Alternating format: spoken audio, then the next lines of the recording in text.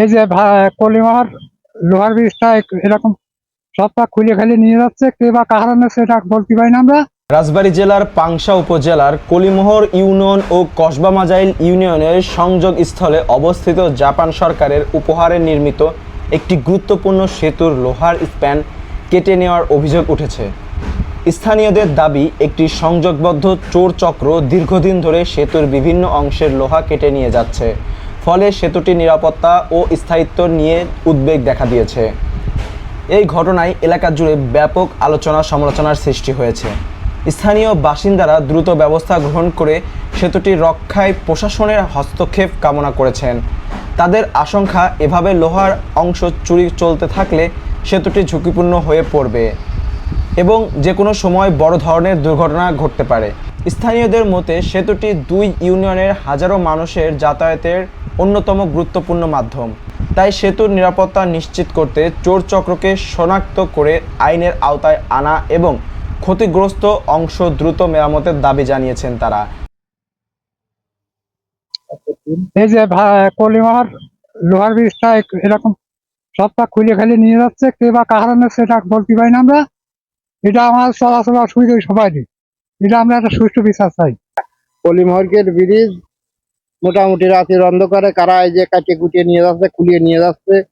এখন কে বা কারা নিয়েছে আমরা তো জানি না, আমরা দেখেও নাই। হ্যাঁ, এইভাবে যদি খুলিয়ে খালিয়ে নিয়ে যায় তাহলে তো মানুষের যাতায়াতের খুব অসুবিধা। আপনারা কি চাচ্ছেন? আমরা চাচ্ছি যে এগুলা যাতে না খোলে, এটা বন্ধ হোক। ব্রিজে ভাই, এটা তো বলার মতো ভাষাই নেই আমাদের, কারণ এটা তো আমাদের সম্পদ, রাষ্ট্রীয় সম্পদ। আর বিশেষ করে এটা আমাদের গ্রামের যে মানুষজন আছে এদের সম্পদ, ঠিক আছে। তো এটা ইদারিং দেখা যাচ্ছে মানে 2-3 মাস মতো আপনার এই গ্রামে আশেপাশে যেগুলো ইয়ং পোলাপান আছে, ঠিক আছে, কিছু লোক আছে, এরা বর্তমান মাদকে আসক্ত, ঠিক আছে। মাদকে আসক্ত, তো এরা রাতভর একটা নেশা টেশা করে আপনার এই কাজগুলো করে। ঠিক আছে। এই যে ব্রিজের লোহা, এই যে এগুলো কাটিয়ে আপনি ভিডিও প্রয়োজনে দেখান, এই যে কাটিয়ে এরকম বিক্রি করে হয়তো মাদক কিনে এগুলো সেবন টেবন করে, ঠিক আছে। তো আমার একটা অনুরোধ, এটা প্রশাসন দেখে যাতে এর একটা বিচারের আওতায় আনে। তো এইভাবে যদি চলতে থাকে তেমন কারণ এটা তো থাকবে না, এই ব্রিজের হয়তো 20% জিনিসই থাকবে না, ঠিক আছে। তখন তো আমাদের চলাচল অসুবিধা হয়ে যাবে। আর এটা এখন আছে, আমাদের অনেক সুবিধা হচ্ছে। অত্র এলাকা আশেপাশে যত লোক আছে, আমি বলতে চাই কুষ্টিয়া রাজবাড়ি যত লোক আছে, ঠিক আছে, আপনার এই ব্রিজ আপাতত এই ব্রিজটা ইউজ করে, বুঝতে পারছি। সো আমি প্রশাসনের কাছে বারবার বলবো যাতে এটা বিচারের আওতায় আনে। এই বিষয়ে বলার মানে এইগুলো যারা খুলতেছে, আমার মনে হয় এই এলাকায় যারা নেশা আছে এদের কাজ। এই যে কাটিয়ে নিয়ে গেছে, ব্লেড দিয়ে কাটিয়ে নিয়ে গেছে টোটাল, এইগুলো রাতের অন্ধকারে করে, এগুলো তো আর আমরা পাহারা দেওয়া এভাবে সম্ভব না। যারা নেশাগ্রস্ত নেশা করে ওরা রাত বিরাত চলাফেরা করে, বুঝতে পারছেন। তো এইগুলো আমার মনে হয় ব্যক্তিগতভাবে এদেরই কাজ। আমি চাচ্ছি এইটা সুস্থ একটা বিচার হোক। আর এইসব মাদক নেশা, এই মাদক যারা বিক্রি করে, তারপরে যারা মাদক আসক্ত আছে, এদের একটা বিচার হোক।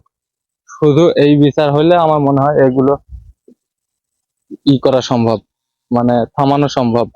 হ্যাঁ, অবশ্যই সমস্যা হবে। আমরা তো এই ব্রিজ দিয়ে আমরাই চলাচল করি, কিন্তু এলাকাবাসীর তো সেটা দেখার দরকার।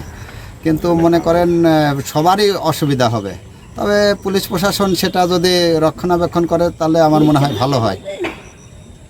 এই বিষয়ে পাংশা উপজেলার নির্বাহী কর্মকর্তা জনাব মোহাম্মদ রিফাতুল হক বলেন, পাংশা উপজেলার কসবা মাজাইল এবং কলিমোহর ইউনিয়নের যে সংযোগকারী যে সংযোগটি রয়েছে, সেটিতে যে একটি বেলি ব্রিজ রয়েছে স্টিলের নির্মিত, সেখানে স্টিলের সেকশন চুরি হয়ে যাচ্ছে এবং একটি সংবাদ জানতে পারলাম আমাদের চ্যানেলের প্রতিনিধির মাধ্যমে।